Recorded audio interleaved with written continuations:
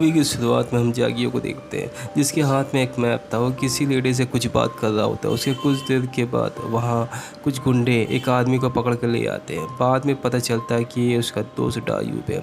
वो गुंडा का नाम हुक्का था। वो बोलता है कि तुम्हारे दोस्त ने मुझसे बहुत सारा कर्ज लिया, अगर तुम चाहते हो कि मैं उसका जान बख्श दूँ तो तुम्हें एक काम करना होगा।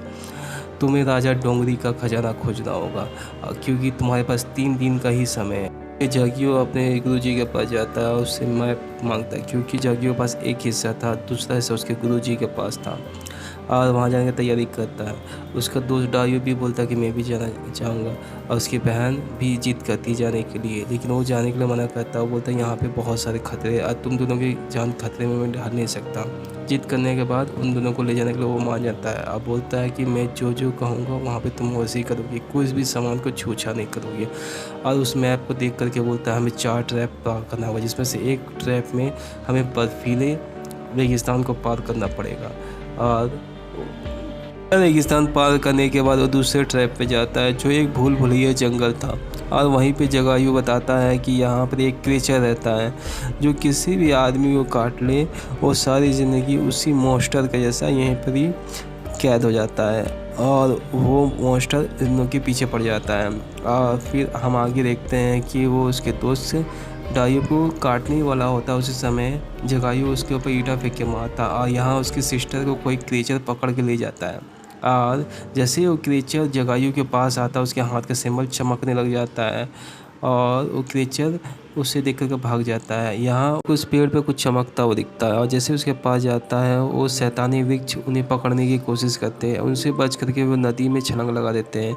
अब वहाँ पर एक राक्षस आके उन्हें पकड़ के ले जाता है। और हम आगे देखते हैं कि वो एक आदिवासियों के गुफा में, जहाँ पे उन तीनों की बलि देने वाले हैं। वो आदिवासियों का राजा बताता है कि तुम्हारे दादा ने हमें यहाँ पर ही कैद करके रखा है, तुम तीनों की बलि देने के बाद ही हम यहाँ से आज़ाद हो पाएंगे। और ये सुनने के बाद जगायु और उस आदिवासियों के राजा के साथ उनका लड़ाई झगड़ा स्टार्ट हो जाता है। और कुछ देर के बाद हम देखते हैं कि उसकी बहन के अंदर एक राक्षस की आत्मा आ जाती है जो उसकी गर्दन को पकड़ लेती है, और थोड़ा सा राक्षस के ऊपर काबू पा करके उसकी बहन बोलती है कि जल्द से जल्द मुझे मार दो भाई, तो मैं तुम्हारा और डाइव दोनों का जान ले लूँगी। ये बोल करके वो अपना जान दे देती है। उसके मरने से उसके भाई जगायु और उसके दोस्त डाइव काफ़ी दुखी हो जाते हैं। उसके मरने के बाद ही वहाँ जितने भी राक्षस थे उन सबको भी मुक्ति मिल जाती है, और कुछ देर के बाद उसके भाई जगायु और डायूब वहाँ से पानी के रास्ते वहाँ से बाहर निकल जाते हैं। और जगायु को लगता है कि वो एक भ्रम देख रहा है, और उसे यकीन नहीं होता कि उसकी बहन मर गई है। और उससे डायू बोलता है कि तुम्हारी बहन मर गई है, और उसे यकीन दिलाता है। और फिर हम आगे देखते हैं कि वो एक समाधि के पास खड़ा होता है। उसके कुछ देर के बाद वहाँ पर ही वही गुंडा आ जाता है, और फिर वो मैप खोल के देखता है। जगायु उन सभी को लेकर के वो भूल भुलैया जंगल की तरफ जाता है। और फिर हम आगे देखते हैं कि वहाँ पर वो बोलता है कि यहाँ पे हर जगह शैतानों को बसेरा है, हमें यहाँ पर संभल के रहना होगा। और वहाँ से वो बोलता है जल्द से जल्द यहाँ से निकलो, और वो उस नदी के तब लेके जाता है। बोलता है हमें इस नदी के नीचे जाना है, और बोलता है कि आज चक्रवात आएगा रात में और जितना भी पानी सब आसमान में चला जाएगा।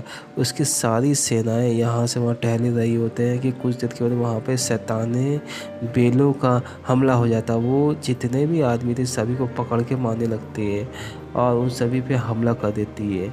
और कुछ देर के बाद वहाँ पर ही हम देखते हैं कि वो चक्रवात आने ही वाला होता है, और वहाँ का पानी जितना भी नदी का पानी ऊपर आसमान में चला जाता है। वो सभी को नदी में नीचे उतरते हैं तो देखते हैं नीचे कोई पानी नहीं था।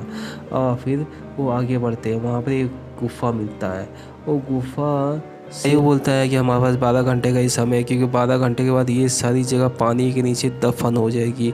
और फिर हम देखते हुए आगे ट्रैप पे फंस जाते हैं, जहाँ पे हर जगह से तीर उनके ऊपर छूटने लग जाती है। उनका एक आदमी एक हीरे को उठाने जैसे ही जाता है, उसका हाथ झुलस जाता है, उसका बॉडी पूरा जल जाता है।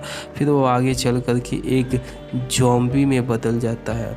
और फिर हम देखते हैं कि वो ज़ॉम्बी इन सभी को मारने के लिए आगे बढ़ता है, और उनसे बच करके ये सभी तीसरे ट्रैप पे जाते हैं, जो पत्थरों का एक खंभा था। जो भी इस खंभे में से गलत खंभे को छूनेगा वो सीधा नीचे खाई में चला जाएगा और इसे जगायु आसानी से पार कर लेता है और उसके साथ साथ सारी सेनाएं भी आराम से पार कर लेती हैं।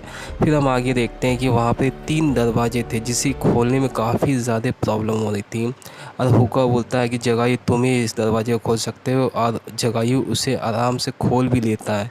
फिर हम देखते हैं कि हुक्का अपने आदमियों को कहता है कि इस गुफा के अंदर जाओ, तो वो मना करते तो वो उसे गोली से मार के नीचे फेंक देता है। उसके कुछ देर के बाद ही वहाँ पे ज़ॉम्बी का हमला हो जाता है। वो सब पहरेदार थे 3 दरवाज़ों के और सारे के सारे इनके ऊपर हमला कर देते हैं। उनसे और उसके सारी सेनाओं को ये ज़ॉम्बी बहुत बुरी तरह मारने लगते हैं। इन पे कोई भी हथियार का कोई असर नहीं होता है।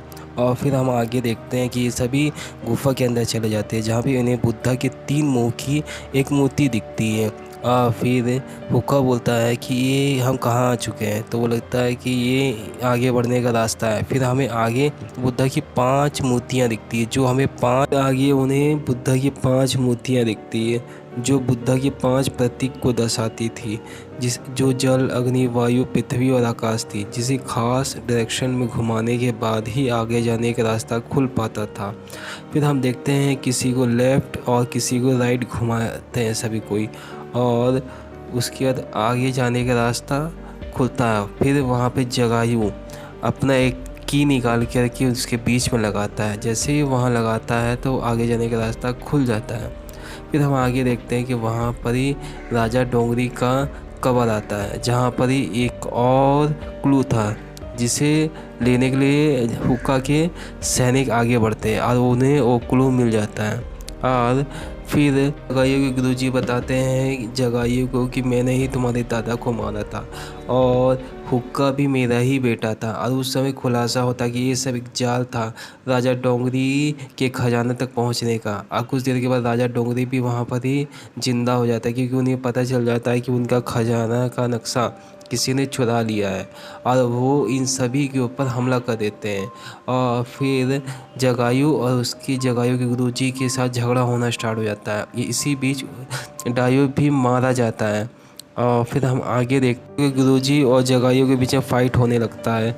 फिर हम आगे देखते हैं कि हुक्का भी राजा डोंगरी को पत्थर नीचे दबा देता है और यहाँ डायू भी ज़ॉम्बी बन जाता है। और हम आगे देखते हैं कि वो सारी जगह पानी के नीचे दफन हो जाती है और जगायु भी हुक्का को जान से मार करके मैप ले करके पानी से बाहर निकल जाता है। जगायु को खजाना तो नहीं मिलता लेकिन उसे नक्शा मिलता है और उस नक्शे के अनुसार उसे खजाना कहाँ आगे मिलेगा वो पता चल जाता है। और हम आगे देखते हैं कि पिक्चर यहीं पर ही एंड हो जाता है।